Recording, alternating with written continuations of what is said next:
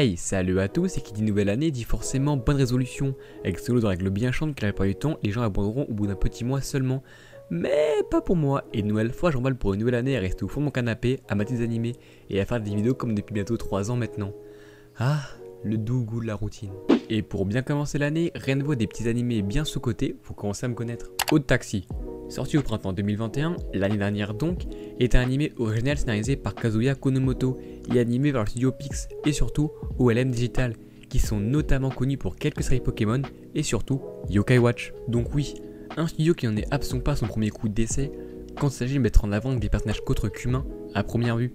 Et côté synopsis, Odd Taxi mène dans la vie de Odakawa, un chauffeur de taxi morse extrêmement cynique dont la vie n'est on plus banale, jusqu'au jour où ce dernier sera empêtré en histoire de disparition.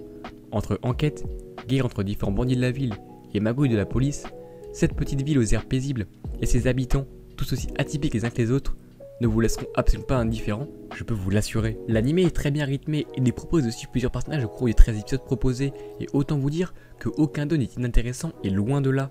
De Goroki, le médecin de Odakawa qui mérite un petit enquête de son côté pour le soigner, Kubasawa, une petite infirmière, Kibana, un singe qui passe son temps à se trouver l'amour grâce au site de rencontre, ou encore les Homo sapiens, un duo de comiques juste incroyable. En bref, ne devez vraiment pas vous ennuyer avec tout ce beau monde.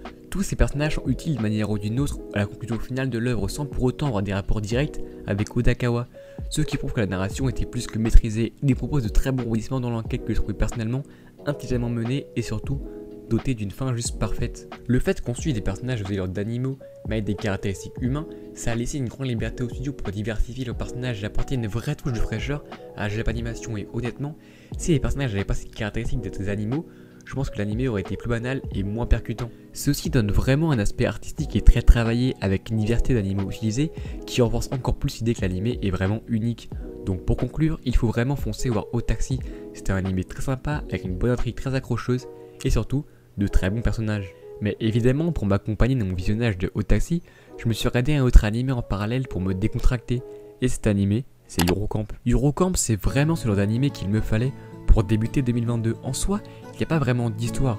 On utilise simplement un groupe d'étudiantes fans de camping à travers leurs différentes aventures, que ce soit seul ou à plusieurs. Et l'animé me fait personnellement beaucoup penser à Aquatiop, mais sans le côté drama.